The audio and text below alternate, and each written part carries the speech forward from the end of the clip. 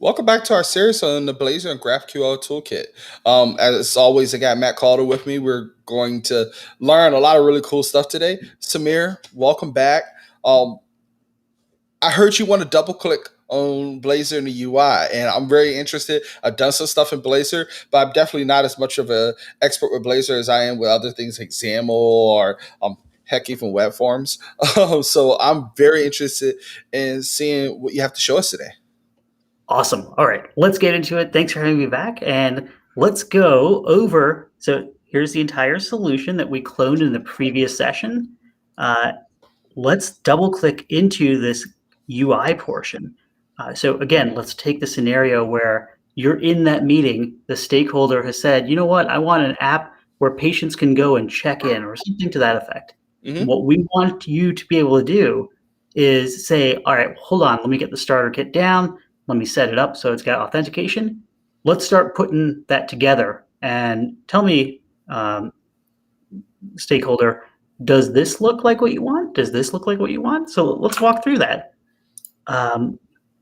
Okay, so this is a standard Blazor app. So if you were to right click and say create new Blazor app, you'd get this with our customization included. The key things that I really want you to take out of this are that we've got some classes here that we've included for calling GraphQL. We've got the GraphQL request and response classes, but we don't need to go into those too deeply here to know how they work. Let's go into pages. And we've got a custom page here. As you can see, it's a GraphQL fetch data page. And if you're familiar or unfamiliar with Blazor, we'll click on it. And what this page is it's the HTML view. So if you've done React or any other front-end work, this is going to look really, really similar. Right? It's just Kind of like intertwined with markup. Exactly. So it's your standard HTML with our special markup that's been highlighted here in blue. And you can see it's pretty standard. We've got tags that say like, hey, if this response is done processing, then show done, otherwise show still loading. Really simple things. And then we also have tags in here, like if there are errors, then display the errors. And by the way, our project comes with Bootstrap, so you can do all the Bootstrap classes you want. The other important thing to know about Blazor, and what I think is the coolest thing, so in addition to being able to develop right here in Visual Studio, the IDE that you're probably familiar with, you're also being able to do some really cool things that you kind of can't do in React that easily, like use the Visual Studio debug components. So let's go into this section, which is the code behind that page. So what's going to happen here is on the initialization of this page, we're doing some dynamic injection of variables, and we are loading some data on the on init.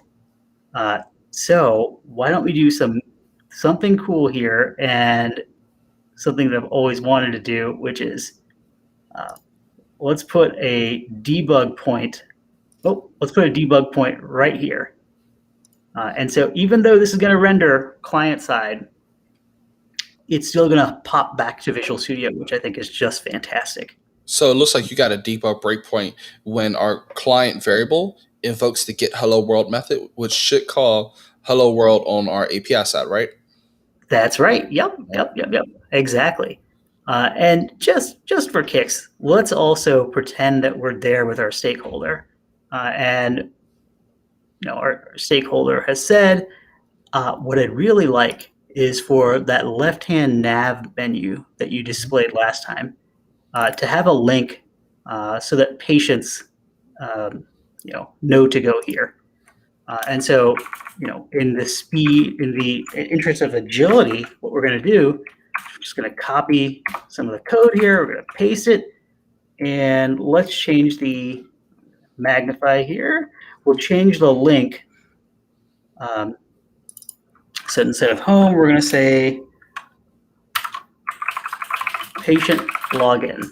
It seems like it's going to be pretty clunky, but this is what our stakeholder is initially thinking, and we want to get that feedback right away. So we've done two things. We've inserted the breakpoint. We've modified the nav page, and we're gonna hit F5. So Samir, that span class OI, which icon set is that? Because I see OI hyphen home. And that makes me think that you're using some type of icon set.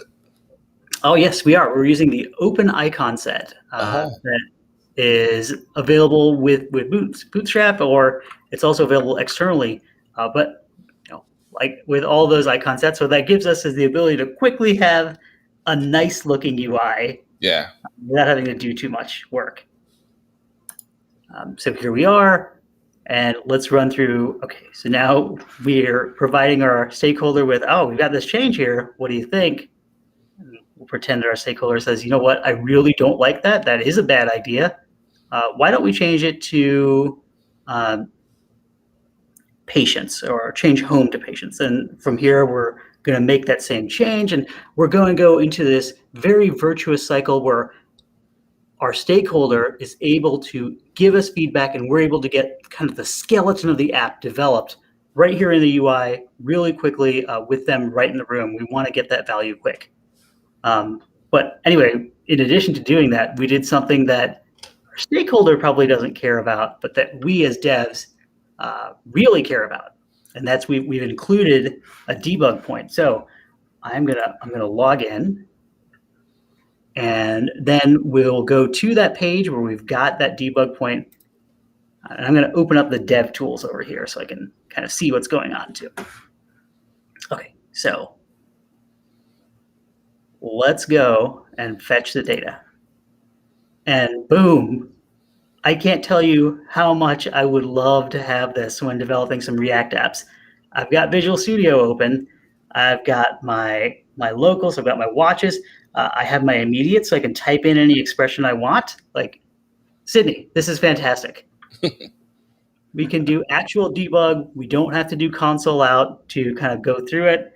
And not only can we do that, we can do everything that we'd expect, even though we're on the client side. I'm going to hit F11. I'll step through the code. This is our Fire service. We're going and we're getting the request. Fantastic ability to debug right here, right in Visual Studio, in the tool that you're all very familiar with, in the workflow that you're already familiar with, even though we are developing client side. Yeah. And in the interest of time, let's just go ahead and hit continue.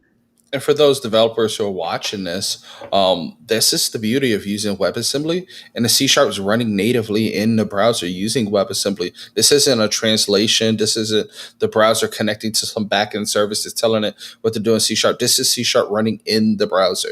And so Visual Studio is attaching to that code running in the browser, hence why I can do debugging of client-side code. Exactly. And so what we've got with the toolkit so far, we've pulled down the code. We've got a secure app from the start that is hitting a secure API. We've got the ability to quickly produce a front end that our stakeholder can give us feedback on, that we can iterate on really, really rapidly. And what we haven't got to, but what we will get to in the next session, is a backend that uses GraphQL, a modern backend engine. Yeah. So go ahead, Sydney. Oh, sorry, Sameer. I was going to say that's pretty exciting. Just like a couple questions. Does this project, like right out the gate, can I use things like hot reload in Visual Studio? So if I want to change the Blazor in real time, update it in debugger, because I love like, does it support all those really cool things that we can do in .NET? Yes, exactly. And that is exactly what Blazor has. And I think I'm stepping over those because I'm so excited to get to GraphQL. But yes, You you're don't have right. to come with it. I just know that's going to be one of the questions our audience is going to come up with. If I just want to, like, for instance, they say, "Hey, I didn't like icon, and my stakeholder want to change the icon. Do I have to stop debugging or start debugging?" The fact that you say yes is more than enough. I encourage anybody in the audience to go try it out. And if you got any issues, you can always reach us at our email email that's in the description box for this video. So Samir, thank you so much for showing us how we can update this Blazor UI. I'm very excited to see how we're going to update the backend to match this new feature that we put in the UI. As always, we will be back with the next session in this really exciting, really interesting series.